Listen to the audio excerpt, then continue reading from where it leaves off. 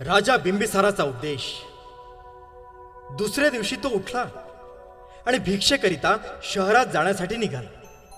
फार मोठा जमाव त्यावेळी त्याच्या भोवती जमला। त्यावेळी मगधाधिपती श्रेणीय बिंबिसार राजाने राजवाड्याच्या बाहेर लोकांचा तो प्रचंड जनसमुदाय पाहिला आणि त्याने हे एवढे लोक जमण्याचे कारण काय याची विचारणा केली। तेव्हा एका राजसेवकाने त्याला पुढील प्रमाणे हकीकत सांगितली, ज्याच्याबद्दल ब्राह्मणांनी असे भविष्य वर्तविले होते की हा एक तर उच्चतम ज्ञान प्राप्त करून घेईल किंवा या पृथ्वीचा सम्राट होईल, तोच हा शाक्यांच्या राजाचा पुत्र आहे। त्यालाच पाहण्यासाठी लोक गर्दी करीत आहेत। हे ऐकून आणि त्याचा अर्थ मनात ओळखून राजाने त्या सेवकाला लगेच आज्ञा दिली की जा, तो कोणीकडे जात आहे ते पाहून मला येऊन सांग। तो सेवक राजाची आज्ञा होताच त्या राजपुत्राच्या मागोमाग जाऊ लागला। स्थिर नेत्रांनी आपल्या पुढील केवळ जोखळभर अंतरापर्यंतच पाहत शरीराचे अवयव आणि मनात भरकटणारे विचार कह्यात ठेवून तो याचक श्रेष्ठ सावकाश आणि मोजून पावले टाकीत हळू आवाजात भिक्षा मागत चालला होता। मिळेल ती भिक्षा स्वीकारून तो पर्वताच्या एका निवांत कोपऱ्यात जाऊन बसला आणि तेथे अन्न सेवन करून तो पांडव टेकडीवर चढून गेला। लोद्र वृक्षांनी दाटलेल्या आणि मयुरांच्या केकारवांनी निनादलेल्या त्या अरण्यात रक्तरंगाची वस्त्रे धारण केलेला तो मानवजातीचा सूर्य पूर्व दिशेच्या पर्वतराजीवरील बालसूर्यासारखा तळपू लागला। याप्रमाणे त्याला लक्षपूर्वक पाहिल्यावर त्या राजसेवकाने राजाला सर्व हकीकत सांगितली आणि राजाने जेव्हा ती ऐकली तेव्हा अति आदराने आणि मोजकाच लवाजमा घेऊन तो स्वतः तिकडे जाण्यास निघाला। पर्वताप्रमाणे धिप्पाळ असा तो राजा टेकडी चढून गेला। त्या ठिकाणी आसनस्थ आणि जितेंद्रिय असा तेजस्वी गौतम त्याच्या दृष्टीस पडला। जणू काय तो पर्वत हलत असून स्वतः गौतम हा त्या पर्वताचे शिखर आहे असा त्याला भास झाला। शारीरिक सौंदर्य आणि पूर्ण मनशांती यामुळे वैशिष्ट्यपूर्ण दिसणारा गौतमाला त्या नराधिपाने पाहिले आणि आश्चर्यचकित होऊन प्रेमपूर्ण आदरभावाने तो त्याच्याजवळ गेला। बिंबिसाराने मोठ्या आदराने त्याच्याजवळ जाऊन त्याच्या शरीर स्वास्थ्याविषयी विचारपूस केली आणि गौतमाने तितक्याच ममत्वाने आपले मन स्वस्थ व शरीर सर्व व्याधींपासून मुक्त असल्याची खात्री दिली। त्यानंतर तो राजा खडकाच्या स्वच्छ पृष्ठभागावर बसला आणि आपल्या मनस्थितीची कल्पना देण्याच्या हेतूने तो म्हणाला, बाळ, तुझ्या कुटुंबाशी माझी दृढ मैत्री आहे। ती वंश परंपरागत असून तिची दृढता चांगली सिद्ध झालेली आहे।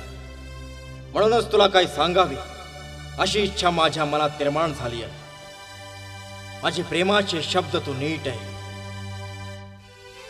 सूर्यापासून ज्याचा प्रारंभ झाला आहे असा तुझा वंश, नवतारुण्य, डोळ्यांना भुरळ घालणारे सौंदर्य याचा मी जेव्हा विचार करतो तेव्हा मला अचंबा वाटतो की इतर सर्व गोष्टींशी इतका विसंगत असा राजोपभोगापेक्षा सर्वस्वी संन्यासाचे जीवन जगण्याचा हा तुझा निर्धार तुझ्या मनात कसा निर्माण झाला? तुझ्या अवयवांना रक्तचंदनाचा सुगंधच योग्य आहे। रक्तवर्णाची ही जाडी भरडी वस्त्रे त्यांना शोभत नाहीत। या तुझ्या हाताने प्रजाजनांचे रक्षण करावे, दुसऱ्याने दिलेले अन्न धारण करणे त्याला शोभत नाही। म्हणून सौजन्यशील युवका, जर तुला तुझ्या वडिलांचे राज्य नको असेल तर माझ्या अर्ध्या राज्याचा तू औदार्याने स्वीकार कर। याप्रमाणे तू केलेस तर तुझ्या आप्त स्वकीयांना दुःखाचे कारण उरणार नाही। कालांतराने सार्वभौम सत्ता देखील अखेरीस धीर गंभीर अशा पुरुषाच्या आश्रयासाठी धाव घेते। म्हणून या बाबतीत तुम्हाला उपकृत कर। सज्जनांच्या सहाय्यामुळे सज्जनाचा उत्कर्ष जास्त प्रभावी ठरतो, परंतु तुझ्या वंशाभिमानामुळे जर तुला माझ्याविषयी विश्वास वाटत नसेल तर अगणित अशा सज्ज असलेल्या सैन्यात आपल्या बाणांसह सामील हो आणि मला मित्र मानून आपल्या शत्रूंना जिंकण्याचा प्रयत्न कर. म्हणून तू यापैकी एका गोष्टीचा स्वीकार कर. धर्म, संपत्ती आणि सुख यांच्या नियमांना अनुसरून तू वाग. प्रेम आणि इतर गुण यांना तू अनुसर. जीवनाची ही 3 उद्दिष्टे आहेत.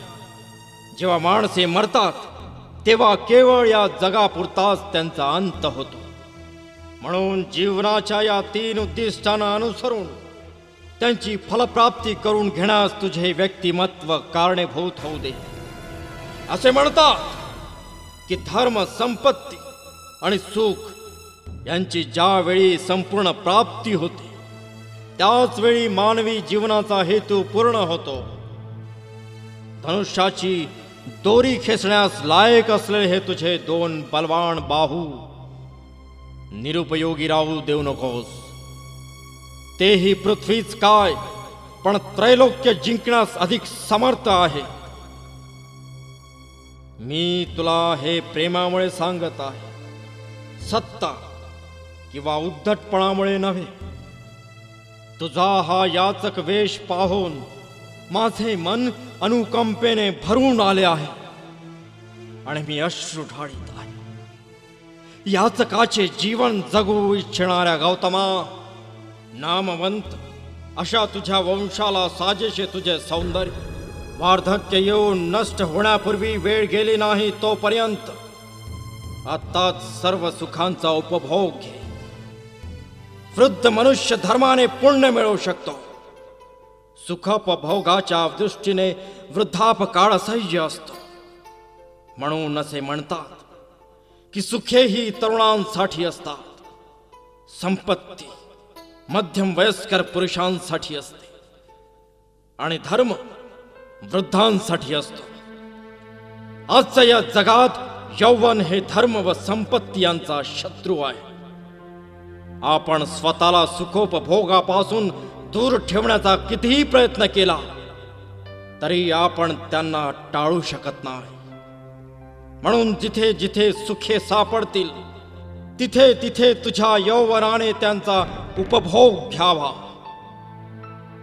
वृद्धत्वाची प्रवृत्ती चिंतनाकडे असते. ती गंभीर आणि शांत राहण्याच्या बाबतीत तत्पर असते. फारसे आयास न करता अपरिहार्यपणे ते विकारविरहित होते.